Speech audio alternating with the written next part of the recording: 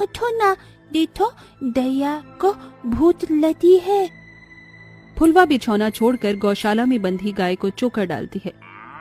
देखो तो पूरी गौशाला में कितना गोबर फैलाया है लाली तूने। तू ना हमारा काम मत बढ़ाया कर, एक जगह रहकर कायदे में गोबर किया कर। अभी घर आंगन लीपना है, बर्तन मांजना है, कितना काम है। तभी गाय को पूंछ हिलाती देखकर सास गोमती कहती है अरे क्यों डांट रही है इसे, मेरी गांव की गोरी बहू। देखिए ना सासू जी, इसने गोबर का ढेर लगा दिया है, अब लगे हाथ उपले पातने पड़ेंगे। नारायण का गरीब परिवार आलोकनाथ के बड़े बंगले से सटे पुरानी कच्चे घर में बड़ी ही गरीबी में गुजर बसर करते हैं। परिवार में सास ससुर बहू बेटे चीनी है। घर का खर्चा उमेश पर है, जो कि आलोकनाथ के बंगले में ड्राइवर है। फुलवा आंगन में बैठी उपले बनाती है, वहीं गाड़ी में बैठी मान्या घमंड दिखाकर कहती है, उमंग, ये तुमने किसी ड्राइवर पर रखा हुआ है, एकदम बैलगाड़ी की तरह स्लो कार चला रहा है ये। वो भाभी जी, आगे रास्ते पर बहुत कोहरा छाया हुआ है, इसलिए मैंने स्पीड कम की है। ये भाभी जी किसे कहा तुमने? कॉल मी मैडम, समझे? मेम साहब कहो मुझे। तो कौड़ी की ड्राइवर, अपनी औकात में रहो। इतने में बंगला आ जाता है और मान्या उतरती है तो उसकी नजर झोपड़ी में फुलवा को गोबर से उपले बनाते देखती है। इट्स सो याक, इतनी सुंदर बंगले के बाहर इन जैसी जाहिल गवारों की झोपड़ी किसने बना दी? And that's the bottom lady, कैसे अपने हाथों में गोबर उठा रही है। यो, मुझे तो उल्टी आ रही है। मान्या अंदर चली जाती है और उमंग कहता है, उमेश, तुम मान्या की बातों का बुरा मत मानना। अच्छा सुनो, आज शाम को बंगले में हमारी शादी की रिसेप्शन पार्टी रखी है, तो सभी को लेकर आना। ठीक है छोटे बाबू। उमेश अपने घर आता है। उमेश बेटा, आ गया तू?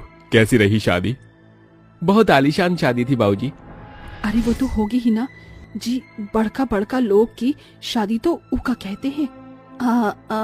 ब्लैंकेटवा में जो होती है उसे ब्लैंकेट हुआ नहीं, बैंक्वेट कहते हैं फुलवा। हाँ, सही पकड़े हैं।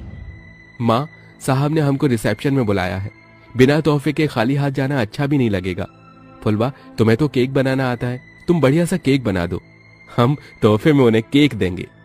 ठीक है जी, आप थोड़ा मैदा अंडा ले आइए, बाकी लाली ने दूध दिया है, मलाई हम उससे बना लेंगे।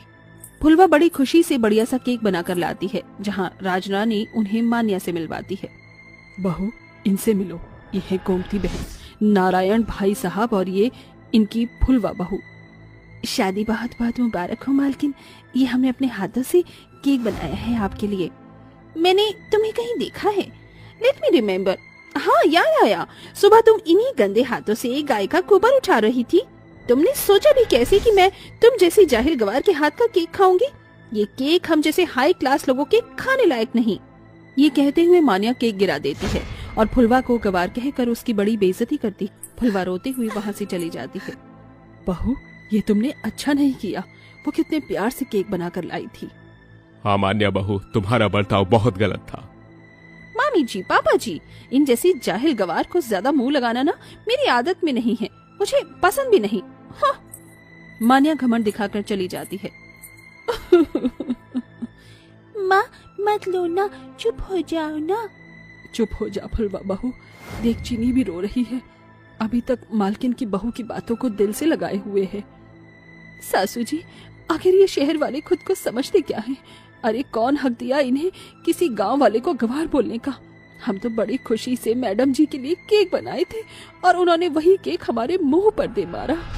जाने दे बहू, जिसकी जैसी सोच, मगर हमें तो पता है हमारी फुलवा बहू कितना बढ़िया केक बनाती है। अब अपने हाथों का केक बनाकर हमें खिला दे। फुलवा आंसू पहुंचकर केक बनाकर अपने ससुराल वालों को खिलाती है। अरे वाह माँ, ये वाला केक तो बहुत टेस्टी है। हाँ बहू, और ये तो चॉकलेट केक से एकदम अलग है। माँ जी, ये फच केक है, बड़का बड़का लोग यही वाला केक खाते हैं। फिर तो आप नए साल पर भी यही वाला केक बनाना माँ। पता भी नहीं चला कैसे ये बरस भी बीत गया और नया साल आने वाला है। ऐसे ही दिन बीतते हैं और गुजरते दिन के साथ मॉल से लेकर बाजार, दुकानें नए साल के लिए सज जाते हैं। मामी जी, मुझे नए साल की शॉपिंग के लिए जाना है, मुझे 50,000 रुपए चाहिए। इतने पैसों का क्या करेगी बहू तू? ओफो मामी जी, इतनी क्वेश्चन करना जरूरी है क्या? बहू, अभी उमंग और तुम्हारे ससुर जी के बिजनेस में थोड़ी ढील है, हाथ भी तंग है। हर साल मैं और तुम्हारे ससुर जी गरीबों में नए साल पर कंबल दान करते हैं, बस उसी के लिए पैसे रखे हैं। इस बात से मान्या चिढ़ जाती है। मामी जी, अरे इतने बड़े घर की बहू होकर भी मुझे 50,000 रुपए के लिए आपके आगे हाथ फैलाना पड़ रहा है, जबकि ससुराल में ये मेरा पहला नया साल है। मगर आपको मेरी खुशियों की नहीं पड़ी, बल्कि 2 कौड़ी के गरीब भिखारियों में कंबल दान करने की पड़ी है। बात बिगड़ती देखकर राजरानी रखे हुए पैसे मान्या को दे देती है।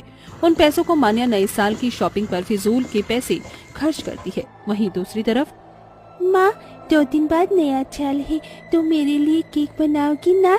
हम भी नया साल मनाएंगे ना? अपनी 4 साल की बेटी चीनी की आंखों में आने वाले नए साल की खुशी और केक खाने की ख्वाहिश पर फुलवा की आंखें भर आती हैं। ए जी, मालिक ने पैसे दिए क्या? नहीं फुलवा, मालिक बहुत चिंता में है। उनकी बहू बड़ी खर्चीली है।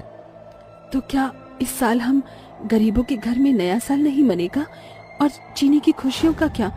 हम बड़े तो उस दिन रूखी सूखी रोटी भी खा लेंगे, मगर मेरी बिटिया केक जरूर खाएगी। आप मुझे थोड़े पैसे दे दीजिए, मैं उसी में कर लूंगी। ये लो फुलवा, मेरे पास इतने ही हैं। जहाँ एक तरफ गांव की गरीब बहू फुलवा थोड़े में भी सामान खरीद लाती है, वहीं अमीर बहू मान्या महंगा केक ऑर्डर देती है। सुनो भैया, मैंने केक ऑर्डर किया है। कल मेरे घर में न्यू ईयर पार्टी है, आप एड्रेस लिख लो। मैम, जैसा केक आपने ऑर्डर किया है वो बहुत ही महंगा है, इसलिए 10,000 एडवांस पे कर दीजिए। मान्या पैसे देकर घर आ जाती है। अगले दिन नया साल होता है। उस दिन फुलवा तड़के सवेरे कड़कड़ाती ठंड में भी उठकर घर आंगन लीपकर नहा धोकर पूजा पाठ करती है और अपनी सास ससुर के पैर छूती है। माँ जी, बाबूजी, नया साल मुबारक हो। जुग जुग जीती रहो, नया साल तुम्हें भी बहुत मुबारक हो। वहीं दूसरी तरफ मान्या रजाई में पड़ी होती है, जहाँ फुलवा खुद मिट्टी के चूल्हे पर धुआं सहकर भी अपने परिवार के लिए अपने हाथों से केक बनाती। वहीं शाम से पहले मान्या के घर केक आ जाता है। ये है हम अमीरों के खाने लायक, और एक केक उस चाहिर कबार ने बनाया था। अभी तो पार्टी स्टार्ट होने में टाइम है, मैं रेडी हो जाती हूँ। मान्या तैयार होने चली जाती है, पर जैसे ही बाहर आती है तभी अपनी ऊंची सैंडल के चलते वो केक पर ही गिर जाती है। ओह नो, मेरा केक! अब मैं क्या करूँ? सारे गेस्ट आने वाले हैं और केक की दुकान भी यहाँ से 1.5 घंटा दूर है। आज तो मेरी इज्जत का फालूदा बन जाएगा।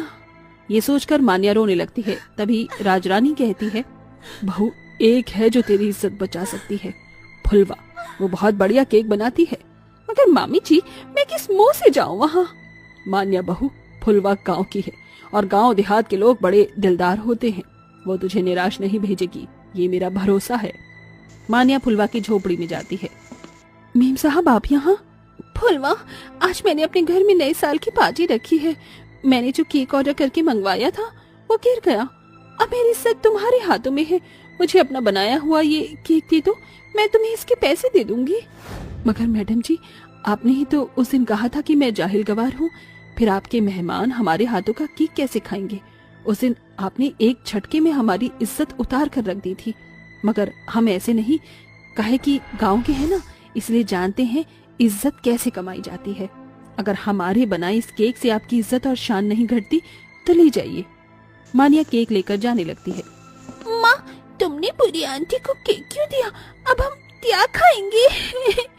तभी मान्या दरवाजे पर ही रुककर उन सबको कहती है, मुझे बहुत अच्छा लगेगा अगर आप सब भी नए साल के जश्न में मेरे घर आए।